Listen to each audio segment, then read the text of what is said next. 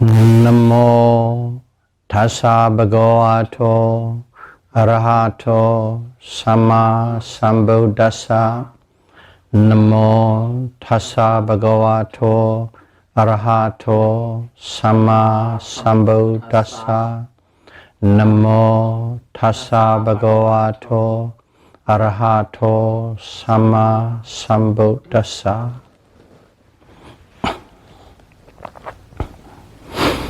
It's a retreat series, Dhamma talk number 51.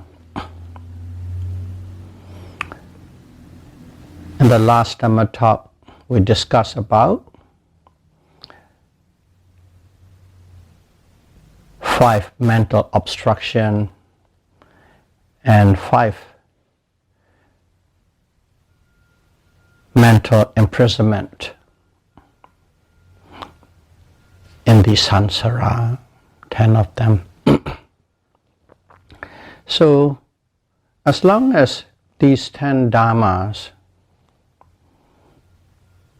are very active in our life, we will not have much happiness. And if you truly want to be happy, you need to eliminate or reduce the frequency of these 10 dhamma in us. Of course, there are many ways, but the best way to overcome these 10 dhamma is satipatthana vipassana, mindfulness, insight meditation. So we use 4 foundations of mindfulness to practice vipassana. These 4 foundations of mindfulness are mindfulness of the body, of the feeling, of the mental formation, mindfulness of the body, mindfulness of feeling, mindfulness of the mind, and mindfulness of Dhamma, 4 groups. And whenever you are practicing one, when you pick up one of the foundation, it is not separately operating on its own. It automatically flows and march according to the condition to the remaining 3. So in other words, these 4 foundations are flowing one into the other according to the condition. Let's suppose you are the beginners at this meditation. Okay, you are the beginners. And let's suppose you have no other experience in any type of meditation.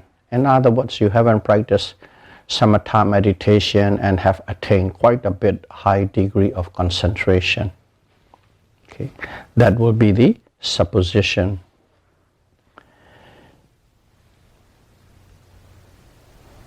But even if you have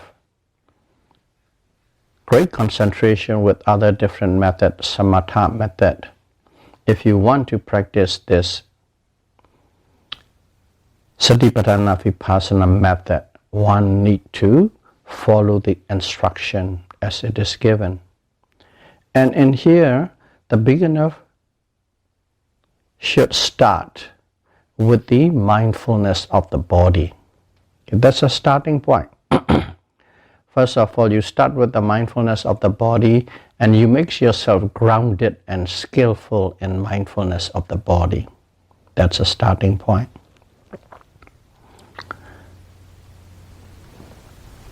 So we'll be dealing with these 4 foundations of mindfulness. There's a phrase called Kaye Kaya Nupasi Viharati. Okay. What it means is, based on the form, based on this body, a certain manners, behaviors, and actions arises. As long as you have this physical body from head to toe, there will always be arising a certain action, certain manners, and certain behaviors all the time. And one must note, or one must observe in these actions, behaviors, and manners repeatedly. You must observe repeatedly. Okay? And also label it, know it. This is the body. In other words, this is rupa. You must note all the actions and behaviors and manners repeatedly, whatever is arising at the moment, and note it, label it. This is rupa, rupa, rupa. Body, body, body. In all four postures, which means you must note them while you're sitting, or while you're standing, while you're walking, or while you are lying down, in all four postures. Okay. Must know and must note this is the body, or this is rupa, or physicality. Don't go and say this is feeling. Body must be noted as body. Rupa must be rupa. Okay, that is one key point in this practice, especially if you are doing the body, emphasizing on the body, or mindfulness of the body. And why do we start? Okay, what's the reason? Why do we start with the mindfulness of the body?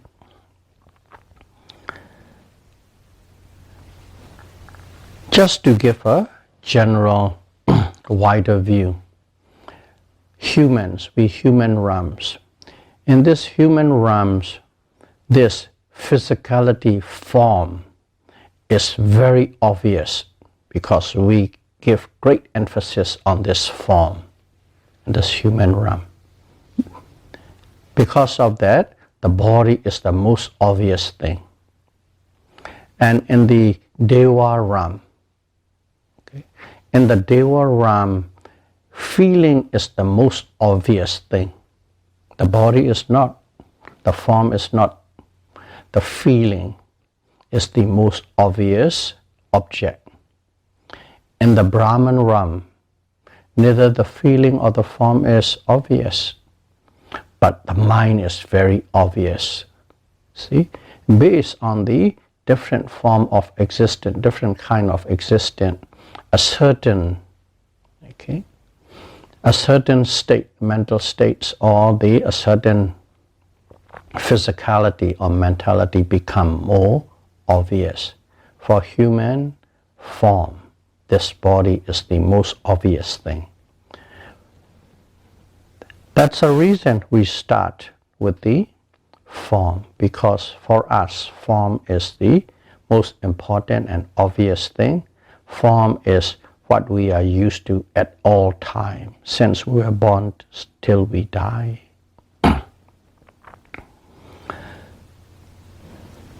So in here, when you practice Vipassana, there's an instruction. What is that instruction? That instruction is one must observe what is most obvious. Okay? The obvious object, you must start with it. You don't just go and jump whatever you think you would like to do. So in here, we human, what is the most obvious object? Form, or the body. That's why we are starting our practice with the mindfulness of the body. So as we start with the body, it is in Pali we call rupa or rupakkhanda, or body, or form, or materiality, or material process. They are all one and the same, whatever what one is using. So in this form or rupa, okay, what is the most obvious thing? How can you identify this form? Are you going to identify with the head, or the hands, or the eyes, or this whole from top to bottom? You can't really pinpoint. But what this rupa is made up of is actually made up of 4 great elements. This body is made up of 4 great elements, which is earth, wind, and fire. We know under those words. And also the 44 dependence material. These, not 24 dependent materials. These material depends on these 4 great elements. So in here, anything with the eyes and ears and tongue, they are not as obvious. Okay, they are a lot more subtle. And what is obvious? What is obvious is the wind element. It's the most obvious. Those 4 great elements are obvious. Among the 4 great elements, wind element is more obvious than the other 3 elements, fire, water, or earth. Because what is wind? It's action, movement. And every time, everything, every day, as long as we are conscious, we are moving and moving and moving. We are in one posture or the other. That's why wind element is the most obvious among these 4 great elements. That's why we chose the wind elements to observe here. Okay, we use the abdomen, of course, abdomen or tummy or belly. We observe the rising movement and falling movement, or expansion and contraction. That's what we do. And also along with it, stiffness and tensions and fullness and bloatedness and pressure, all these things we observe. And they are all wind elements. Okay, let's say in 4 posture, whether we are sitting or standing or lying or walking, what it is, you can always feel the stiffness. You can always feel the uprightness when you're sitting upright, standing upright, walking upright. And we can always feel the movement, bending or stretching or lifting or pushing or dropping. And these stiffness and uprightness and pressure and movements, what is it? Those are the manifestation of the wind element. So we just say wind element, but what we are actually seeing, experiencing is the manifestation of the wind element.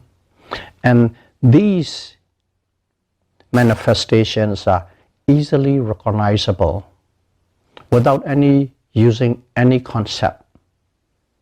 That's why we use movements, all movements, actions, and behavior as the main object to observe. Why? Because it is the most obvious object for us. Why? The Buddha said one must observe whichever is the most obvious object. That's the reason we choose rupa, body, and then we pick up the wind element. So trying to show why we are doing on what we are doing according to the scripture and explanation thoroughly why it is. So let's see the 4 elements. We already focus on the wind. Let's say in general, let's go through these 4 elements. Earth element. What is earth element? What's the manifestation of earth element? Okay, hard, or hardness, or softness, or rough, or smooth. That's the earth element, the manifestation of earth element, rough or smooth. There's some sort of a substance or solidity. There's always something, a substance or solidity that you can touch and feel. That's the earth element, toughness, heaviness. Those are the manifestation of earth element. Let's say in our body, like bones and nails and teeth, they are hard. And then skins, your cheeks, they are soft, hard and soft. It's very obvious. And also this earth element, you can call it the receiving element. Receiving element. What it is for the other three elements, okay, fire, water, or wind to arise, they need earth element. Without the earth element, they cannot arise. So basically, that's why it's also known as receiving element. If you don't have a substance, that means you don't have fire, water, or wind. So it receives the other three elements, this earth element is. So that's how one it is. When you are observing the body, you are observing all these characteristic manifestation of the earth element. Okay, let's see water element. Okay. What is water element? A feeling of being wet. You can touch the wetness, dampness, trickling, leaking, fluidity, stickiness, or consolidation or dispersion. These are the manifestation of the water element. Heaviness. Okay? And these are something very obvious once they arrive. And when you're wet, you just know.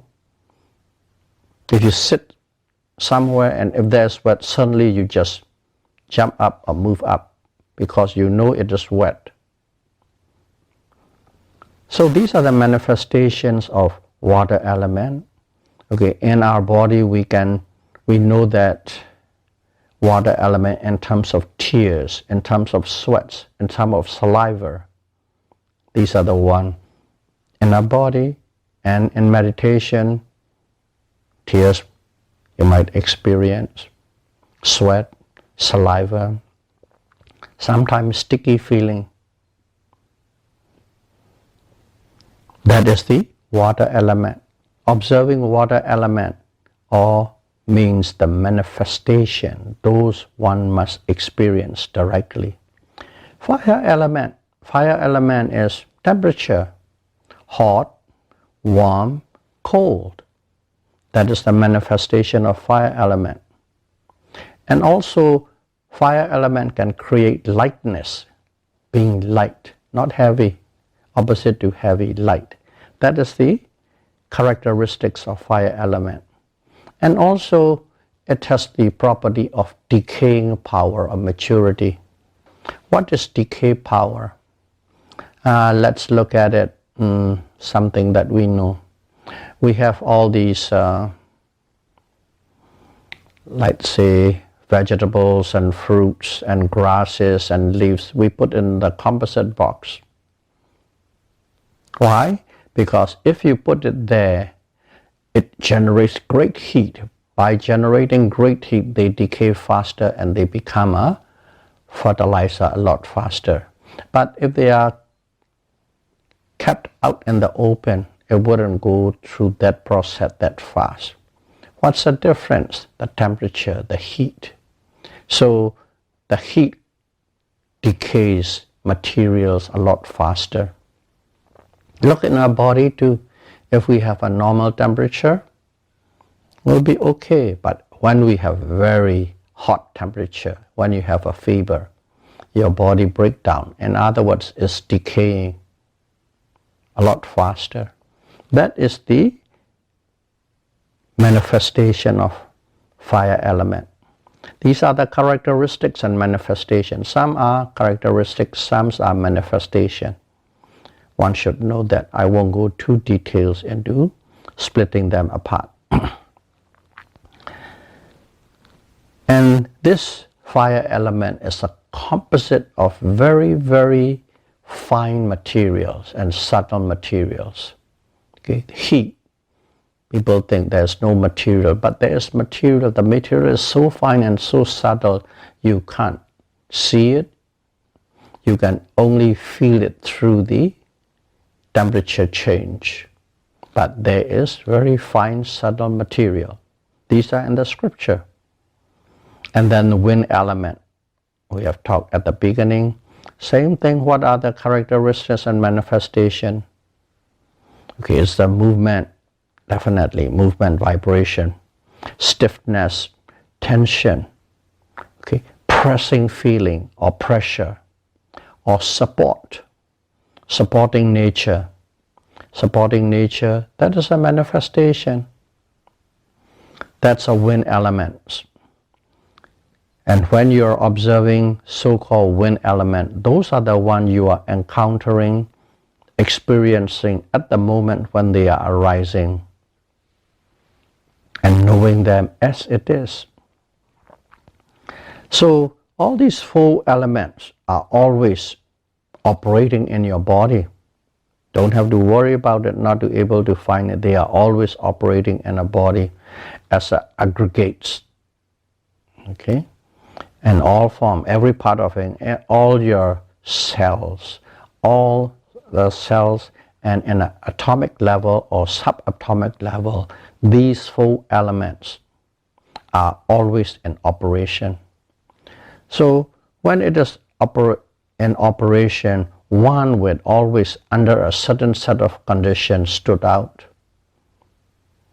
But in general, we focus on the movement, wind element. So if you are really observing these materiality or these elements, what happened? You will really know they pops up. There's a heat arises and it disappears. There's a movement arises and it disappears. Another vibration arises, it disappears. Stiffness arises and it disappears. That's what you will find. This rupa or materiality is, they are always instantly arising and instantly disappearing. That you will experience if you are observing very closely. But if you don't observe, you won't know that. You don't observe, you don't know that, and when you don't know that, you begin to believe this rupa is permanent. If you observe, you know they are instantly arising and disappearing, which means they are not permanent. But if you don't observe, if you keep on going as it is, everything as it is, me, I, going here, going there, sleeping here, sleeping there, a month here, a month there, a year here, year there, nothing changes. That is the kind of mindset it's built if you don't observe. So in here, if you don't observe, you begin to think as permanent. And also maybe, oh, this young body grows into old body, slide into. You don't, in a sense of impermanent, this is young body is growing into old body. As if a young little tree is growing into a big tree, gradually growing. There's still a sense of permanency in that kind of outlook. Okay? So also these kind of things you cannot truly understand through reflection. If you go through with reflection, what happens is you would not know exactly what it is as it is. You can't see these with reflection. You can't see these impermanence through reflection to a full understanding. And as you don't see that, what happened? Suddenly, you do not see dukkha as dukkha, what it is. What is dukkha? You all know through through theory, constant oppression by the arising and passing away is dukkha. And as you don't know the constant arising and passing away of the objects, as you don't observe it, you don't think that is dukkha. Instead, you believe this dukkha suffering as sukha, something wonderful, beautiful. Automatically our view goes wrong. If we don't observe, we begin to look suffering as a wonderful thing, dukkha as sukha. That's how we believe. Because as we don't know what dukkha is, what is dukkha? Constantly oppressed by the nature of arising and passing away. As we don't know that what happened, the concept of atta, self, has become stronger. But if you observed it, automatically you cannot see whatever we think or imagine atta is. Okay? Is arising and passing away. It is not there. You don't know. So one must observe to know what atta is. So in here, if you are observing the, let's say, obscure object, you would not have the ability to know with precision and sharpness. If you pick up an obscure object and observe, you won't know exactly what it really is with clarity and sharpness. So that's why you need to observe the most obvious object so that you know what it is, how it is, you know its characteristics, you know its function, you know its manifestation, which means if you observe the most obvious objects, it will bring wisdom into it. Wisdom is knowing exactly like that on the object what it is, on this particular case, particular moment. That's with wisdom. So in here, if you look at it, there are people, very sharp mind, very intelligent people. You can get quite a bit of a handle on the anicca and dukkha, the law of impermanency and the law of suffering. Or everything is in a state of flux and oppressed by that system. By reflection, you can have a very good handle on it. Okay? But one thing is this anatta. We know anicca, impermanence, reflection. We can get it somewhat. We know dukkha, suffering, reflection. We can get it. And the third one is anatta, non-self, no soul. That non-self, no soul, use your intelligence as much as you want. You can reflect, dissect, analyze as much as you want. You will not be able to understand this anatta. And you will be still stuck with the concept or belief of atta, a self and a soul. That's why it is very important to observe or to note. And also one need to know, we are right here, right now, we are observing this, trying to understand anicca, dukkha, anatta. But we have infinite number of lives we had lived before. And in all those lives, we live with the view of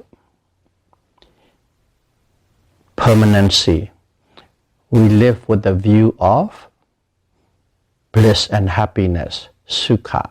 And we live with the view of atta, a self and a soul.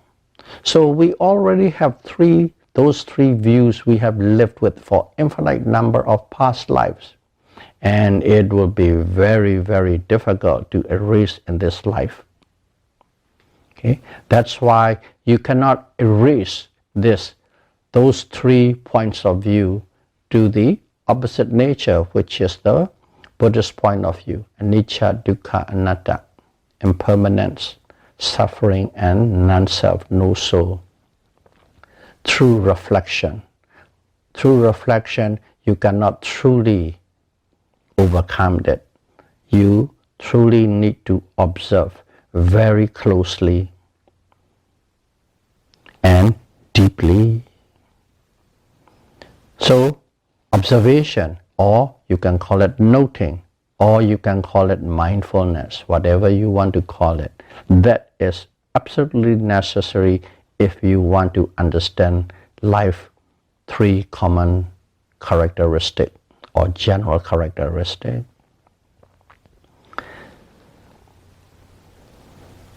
Because there's let's go to the one phrase from the Buddhist word called, and we have used that and everybody quoted that quite often. It's called Atapi Sampajanya Satima. You have heard that many times. What it means is you have to put a great ardent effort to be mindful. Okay? You put a lot of effort to be mindful so that you can clearly comprehend things. Sampajanya is clear comprehension. Okay? You must put great ardent effort to be constantly mindful so that you can clearly comprehend or understand things or objects that you are observing. That one must do. And if you can do that, if you can have a constant mindfulness, automatically what happens is samadhi, mental concentration, develop. When the samadhi develop, you begin to see that three common characteristics, anicca, dukkha, and anatta. Whenever you look at an object, it is passing away, and it is unsatisfactory, and it has no essence, no core in it. You see all the time. And whenever you are seeing these three general characteristics, at that moment, mental defilement cannot arise. At that moment, there's no lobha, no dosa, no moha, no greed, no anger, and no delusion or illusion. That's what's happening. But one thing was, you must observe in such a way there is no break, no gap in your mindfulness. No break, no gap. So, just to sum it up between this reflective awareness or reflection and the understanding through observation is reflection awareness up to a certain point, it's pretty good. And especially if you are coupling with the samatha, deep concentration, it's very strong. In fact, it's up to the point of you don't have anything, you don't have these kilesa, you begin to think. But one thing with it is, even though you think that way, when it comes to a, let's call it a soft spot or soft button, certain things come in, a soft spot, at that moment, this breakdown. At that moment, you don't see anicca, dukkha, anatta in it, and all the lobha, dosa, and moha arises again. That is the problem with reflective awareness or reflection. Associated with concentration, very good, very strong. Some can make things wrong. But at one point, the soft spot of that person comes in, it breaks down. But with pinya, which is wisdom. Wisdom is you have seen all these lobha, dosa, and moha. Okay? You have seen all these anicca, dukkha, and anatta through observation, through direct experience, wisdom. And those kind of things, lobha, dosa, and moha cannot arise anymore. Even though you are still in contact with all these objects, good objects, bad objects, okay, tough objects, soft object, whatever kind of objects produce kilesa. But as you have the wisdom, as you see them in light of anicca, dukkha, and anatta, kilesa can never arise anymore. That's why pinya, we follow the pinya or wisdom or insight. And that can be achieved only through observation or mindfulness or noting. So, in here, in our body, there's billions and zillions of all these rupas are arising and passing away. They are in operation, and there are so many four elements here and there, everywhere. Okay, so what do we do? Do we have to observe the whole body? Do we have to observe everything from head to toe? No, you don't need to. What it is, not even you have to observe the four elements on the same time. Just simply observe one element in this body, which is, let's say, movement. You observe the movement. And if you truly understand the movement as it is, because that movement is associated with the four elements, they are not separate, they are all together. And those four elements are the one that makes up your whole body. So when you can observe and understand the one element at one moment precisely, that means you have understood all four elements as well as the body. That's why we focus, zoom in to that present moment and be mindful. In this particular case, we are instructing to be mindful on the wind element or the movement or vibration. So, by knowing one element at one moment clearly and precisely, at that moment you had killed or eliminated the mental defilement, kilesa. That's how it works. And this is how we're just simply reviewing how we practice Satipatthana Vipassana meditation, okay, from a different light, presenting with a different light. And if we can observe that, what happened is the 10 dhammas that we start with, 5 mental obstruction and 5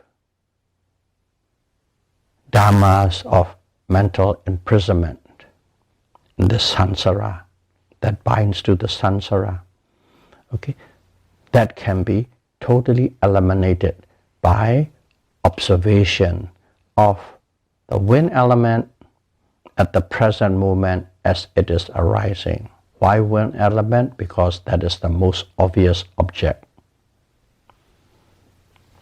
In other words, these 10 dhammas can be overcome by practicing Satipatthana Vipassana. Most specifically, by using mindfulness of the body. So it seems like we are talking or we are practicing mindfulness of the body. Is it right? We can clearly think that way based on what we have talked so far, because everything is emphasizing on mindfulness of the body, specifically on the wind element, movements and vibrations and actions. But let's go further and look into this. We are observing this wind element. In other words, we are observing the rupa or materiality. We are practicing mindfulness of the body. Okay? And you're observing this rising movement or falling movement or bending or stretching. Whatever it is, whatever the rupa is, whatever the rupa is. Whenever the rupa or the form or the manners of behavior come in contact with the five sense door, and if there's attention, what happens? At that moment, automatically feeling arises, whether you want or you don't want, doesn't matter. It arises. So while you're observing the rupa, okay, mindfulness of the body, at some points under a set of conditions, this feeling, pleasant feeling, unpleasant feeling, or neutral feeling, they are always arising, but sometimes they become very, very distinct and obvious. And at that moment, you observe that feeling till that feeling disappear or dissolve. And then, of course, you go back to the body. There's no choice. That is what happens, because that is the natural law. That is the working between the rupa and nama, mind and matter. It is a law. You don't have to look for Vedana. Vedana will be there. Whenever it has become distinct, it will take over the whole scene, the whole stage, and at that moment you observe Vedana, which means you are practicing Vedana Nupassana at that moment.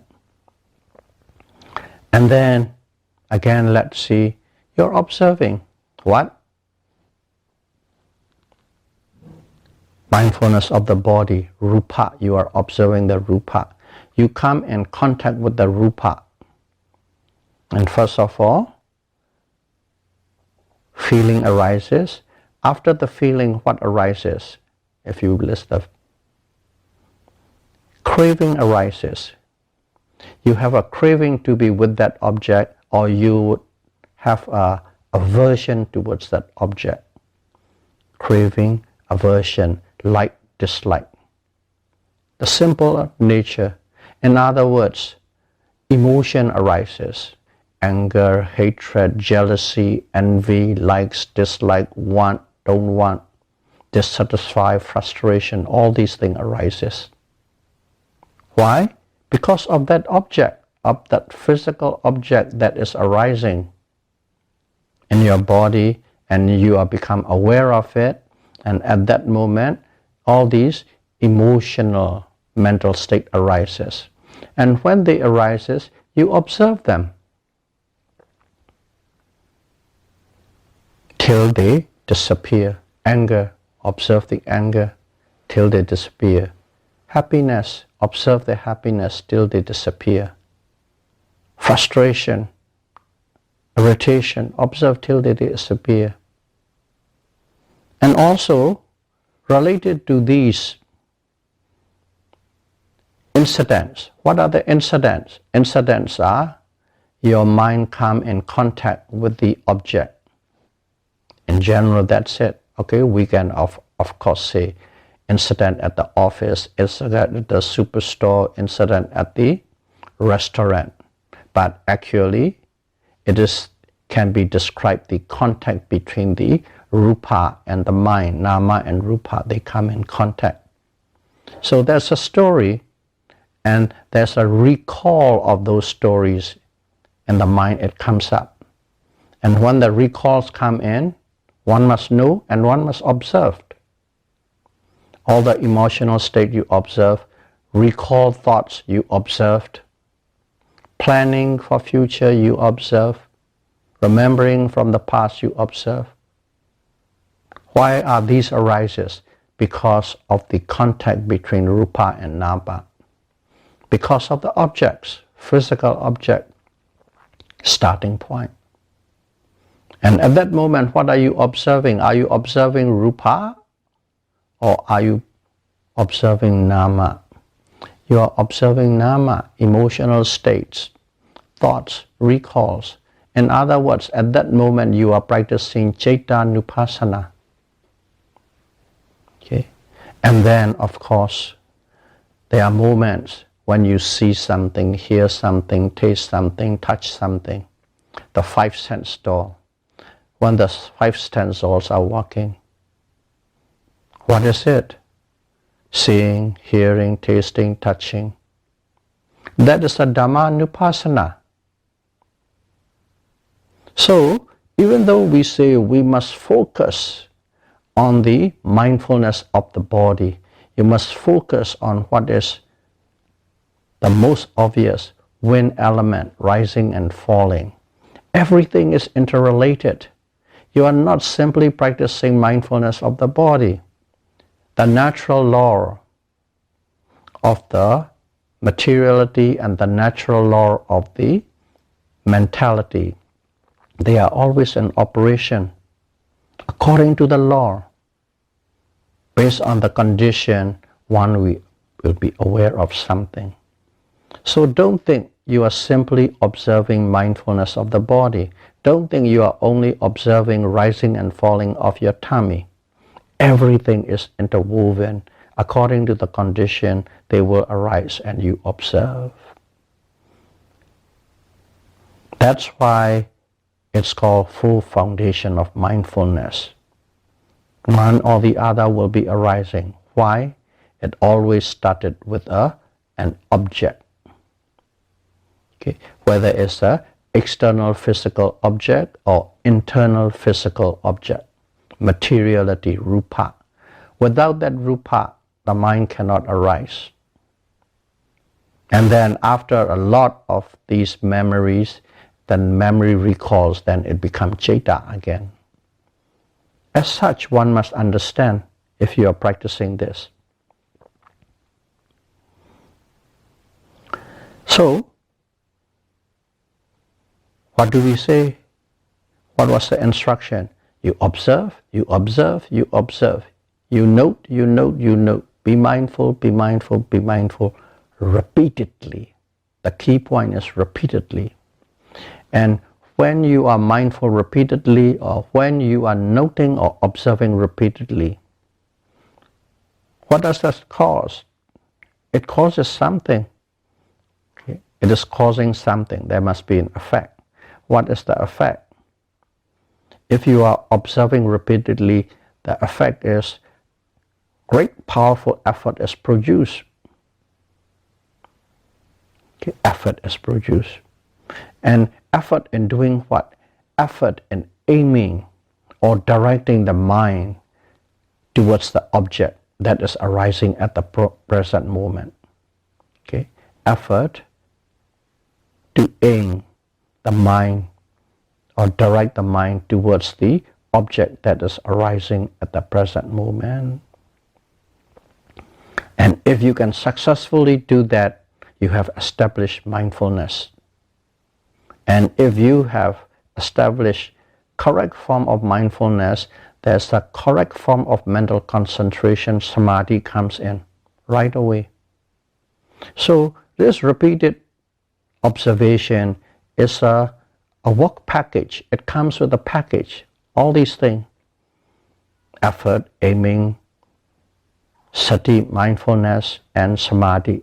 It's a package.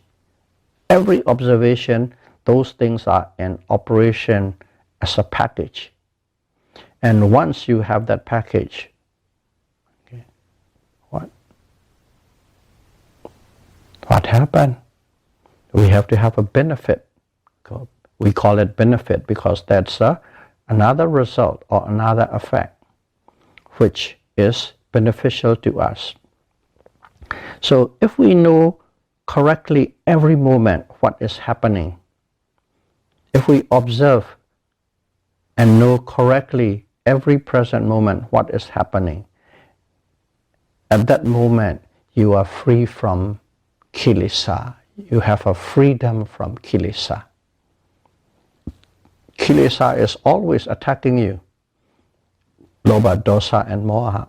But if you can observe correctly and know correctly at that moment, you are free from that kilesa. That's a benefit.